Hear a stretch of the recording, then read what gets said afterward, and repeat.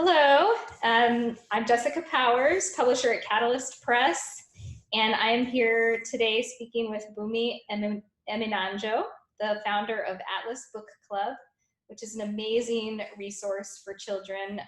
If you're not familiar with it, you should definitely check it out. We're going to have some of the links at the end of this video, as well as in the line. So please check out her Facebook page and her Instagram page. Bunmi, can you tell me a little bit about why you think children's literature is so important and why you founded Atlas Book Club? Sure. Hi everyone. Thank you for having me. I'm of course always excited to talk children's books. So I founded Atlas Book Club because I'm Nigerian American, born here in the United States, grew up in Nigeria, and then moved back when I was about 16 years old. And I have 3 kids, and initially started because I wanted my kids to have a strong sense of self, to have an in-depth knowledge of their heritage, of their African heritage. It was a small little book club that we did in our home with some of our friends. But then I decided, to expand it even more, because I saw how these books resonated with my kids. They were able to see themselves reflected in the books that they were reading. Because when we started by just reading books set in different countries in Africa. Some of the books we read were The Boy Who Harnessed the Wind. That was a really good one. Chike and the River by Chinua Achebe, which is a Nigerian giant, literary giant. So that was one of the reasons we initially started, because we, my husband and I, wanted the kids to see themselves reflected and represented in the books that they were reading. But then what happened was I would go into the kids' schools, and we live in a neighborhood that's not very diverse. It's a fantastic neighborhood. My neighbors are great.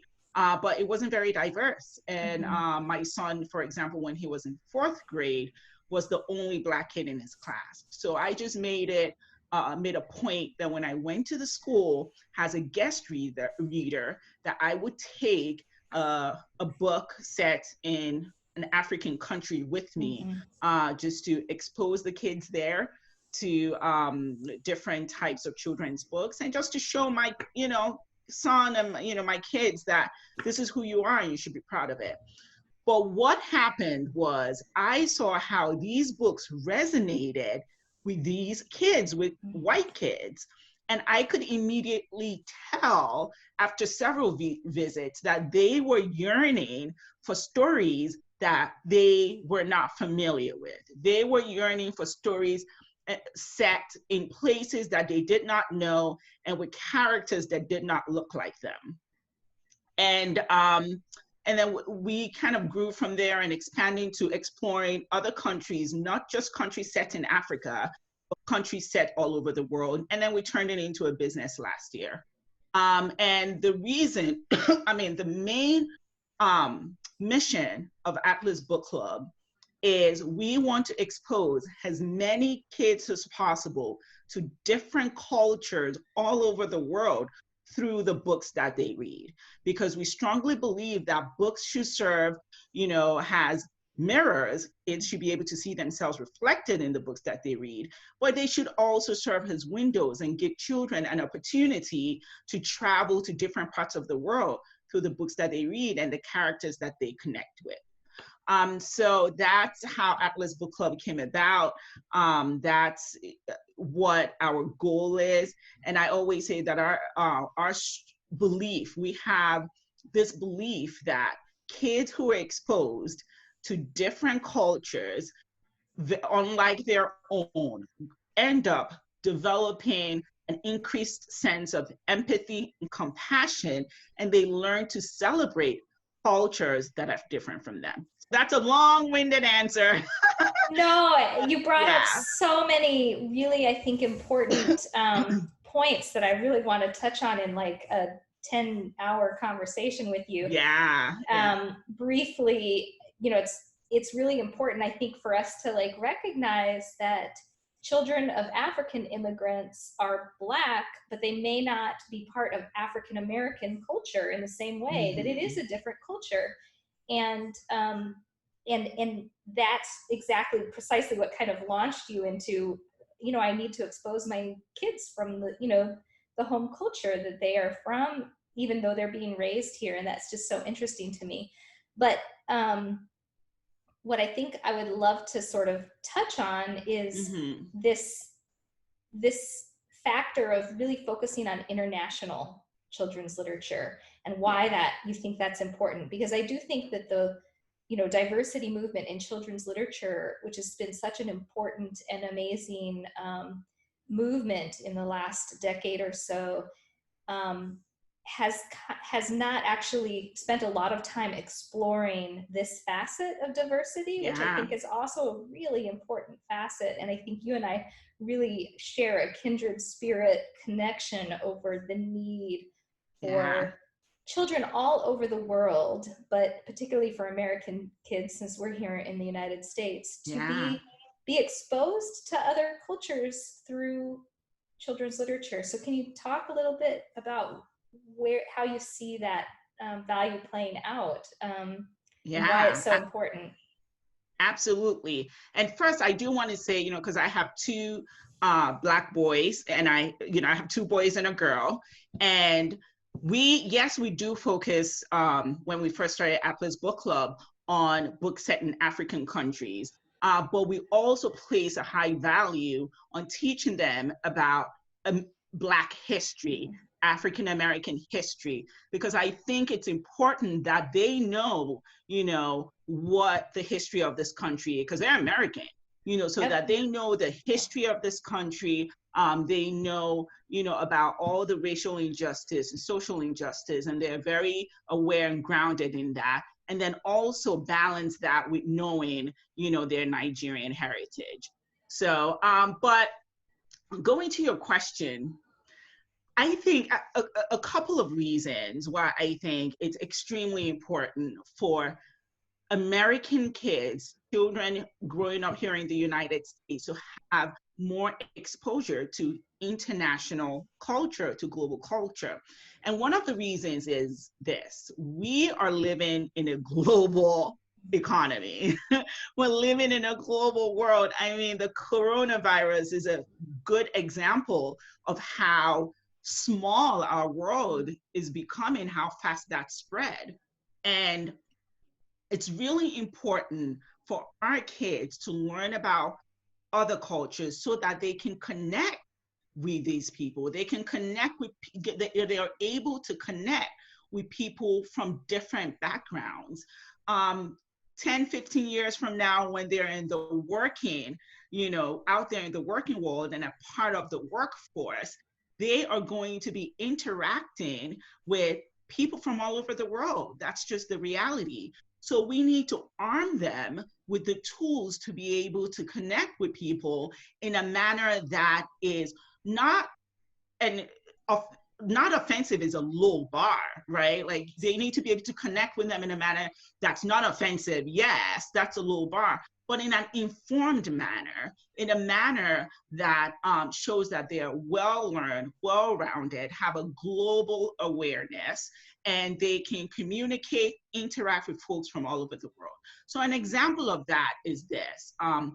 If they're, for example, in a workplace and they're having a conversation with someone who's South Asian, they should be able to have that conversation and recognize that, oh, yes, this person looks, like South Asian, but that doesn't necessarily mean he's Indian. He could be from India, could be Pakistani, he could be Bangladesh, and just having that grounded knowledge, from exposure to different cultures, then, oh, yes, Bangladesh. I know where Bangladesh is on the map. I have some knowledge of their culture. And even if you don't, you have the sensitivity and the awareness to ask questions, showing your interest in a manner that's informed. So I think we are preparing our kids, yes, to grow up to be empathetic and kind and globally aware adults, but we're also preparing them and arming them to be effective out in the world as adults. Mm-hmm. So, and the other reason is I think here in the United States, if I'm being honest, we are at a disadvantage as far as global awareness because we're so far from everybody. You know, children in Europe, for example, if you live in the UK, you can hop on a plane and an hour later, you're in Italy, or maybe a couple of hours, you're in Spain, where it's a totally different culture. So people in other parts of the world seems like they have easier access to other cultures, whereas here in the United States, because you know we're so big, and I feel like we're isolated from a little bit, not a lot, but a little bit from other parts of the world. It's not as easy to connect to, you know, Spanish culture, for example, or you know, South Asian, East Asian culture. So I think this exposing kids to books that have different cultures set in different parts of the world allows them the opportunity to travel there, even if they can't get on a plane, because not everyone is as fortunate to be able to travel and go on vacations in these different places. But having that book just opens that window and allows them to travel in that manner. And I could go on, but I'll stop there. Well, a couple thoughts that came to mind was one immediate response to that is that it's a form of world schooling. There's a group of homeschoolers that actively do what they call world schooling, and they use the globe as their form of educating themselves. And of course that involves a lot of travel, but not everybody can do that, as you pointed out. But this is a form of world schooling that is critical for learning. And I was also thinking that, you know, I think the US has isolated itself in a lot of ways. It's part of our historic trend. It's not just our geographic isolation, but I also do recognize that you know, we maybe know a little bit more about Central America and Mexico because of our relationship to them, not just logistically, but also historically in terms of our colonial history with them, and you know, the wars in El Salvador. And I think, you know, the Europe colonized Africa and Southeast and Asia and Australia and also the United States. And so there's a direct historical relationship with all these countries that these kids are then, I mean, it's part of their history. And here in the United States, we were colonized by, you know, Europe. And so we don't have those same global links that the European kids might have in that way. That's true. That's a really good point. Can you share with us some of your favorite children's books? Yes, I can. And in fact, this is a good segue from what you were saying about, you know, colonization and those historical links. Of course, for Atlas Book Club, I read a lot of children's books. I read every book that goes in our boxes. And lately I've been reading historical fiction, which it's turning out I'm really enjoying it. I think because I'm a nerd, I'm a geek, and I just love to absorb new information. It's been really fascinating to me. So I have a lot of favorite books, but I'll talk about my recent favorite books. So this book, The Chronicles of Will Wright and Our Miriam Al-Jamil, The Tudor Turk, this is book 1. And this was in our May box last month. And I love this book because it is basically a journey through the 15th century Turkey. So it's, you know, and it talks about the relationship between the Turks and Europe Western civilization, if that makes sense. And it's just such a fantastic book because it's grounded in history. So historical fiction is turning out to be some of my favorites. And talking about historical fiction still, this is easily one of my favorites from our past January box, and it's The Magnolia Sword, A Ballad of Mulan. This is the only thing this has in common with the Mulan Disney, Disney movie is that it's a girl that pretends to be a boy that goes to war, and that's about it. It's just such a fantastic book, and it's so grounded in the history of ancient uh,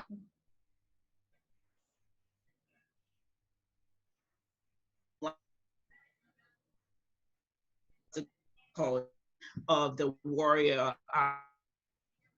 So those are a couple of my favorites, and this is another favorite one of mine, Lelania of the Distant Sea by Erin Entrada Kelly. This is based on a Filipino folklore. This was in one of our past boxes as well. And this is just such a fun one. Me, Frida, and the Peacock, Secret of the Peacock Ring. That's a really good one too. That was in a past Atlas box and is based, of course, on Frida Kahlo. So I think that's one of my favorite things about exploring different cultures in the books, because you get to experience the richness of the cultures. I mean, you just learn so much. And one of the things that we do at Atlas Book Club, we like to showcase and highlight the diversity within cultures. So if we're talking about Chinese culture, for example, we like to highlight the diversity that exists in that. Because we always say that our goal is to shatter the single story. I don't know if you've listened to that TED Talk by Chimamanda Adichie, but she talks about the single story. Our goal is to shatter the single story and highlight as many stories as possible in the different cultures around the world. Oh, I love that so much. Those are great books. I haven't read a single one of them. You're shaming Oh, me. you're in for a treat. You're in for a treat. I don't even know which one to tell you to start first. It depends on what you're in the mood for. If you're in the mood for historical fiction or like fantasy, like this Lelania of the Distant Sea, it's a fantasy novel based on the Filipino folklore. It's so good. Well, I will try and read all of them this summer. Thank you for the Of recommendations. course, yeah. Any last words about children's literature, international books, Atlas Book Club? Yeah, I mean, I talked about this. I think I went on Facebook Live this weekend, I think. And I talked about the power of books. I mean, we're in a very interesting time in our country. Interesting is the wrong word. We're in a what I'm hoping is a pivotal time in our country. And the power of books. Books we as parents give so much power to books because we're always asking our kids, what book are you reading? Did you read a book? What are you doing? Yeah. So they know the power of books and the value that we give to books, because every day we're talking to them about reading and books and everything. So they already know that. So I think as parents, the types of books that we select for our kids is really important and is a strong indicator of what our values are. I've said before that as a parent, especially when your kids are younger, reading them a bedtime story is probably one of the most intimate things you can do as a parent with your kid. So the kinds of books that you select for that bedtime story is important because they are going to see where your values are. And so I think it's really important that we as parents make sure that we're engaging our kids in books that show diverse characters. And also, I've talked about this before, that some of my favorite books are books that show kids of color, kids in other parts of the world, being just regular kids, doing just regular kid stuff, because that's what resonates with other kids. Yes, the historical stuff is important, the powerful, books that talk about history and all that is important. But there has to be a balance of that mixed in with kids just being regular and going on an adventure, or being up to some mischief. And I think so having that balance is super important. Atlas Book Club, this is a labor of love. You can learn more about us at www.atlasbookclub.com. Our goal is to get you some diverse, rich stories that you would typically not find on the bookshelves of your school library. Hopefully that changes, or that's stories that are not being taught in school or even in the big store bookshops. These books are very hard to find there. So hopefully check us out at www.atlasbookclub.com. Thank you so much, Bunmi. Thank you. Thanks. I know we're trying to keep it short, but I can get wordy. Me too. No, we could have gone for hours. In fact, there Yeah, are so yeah, many threads I wanted to explore. So yeah, thank yeah. you. Thank you so much. Nice. Thank you for having me. Nice talking to you. Thank you. Thanks. Bye. Bye.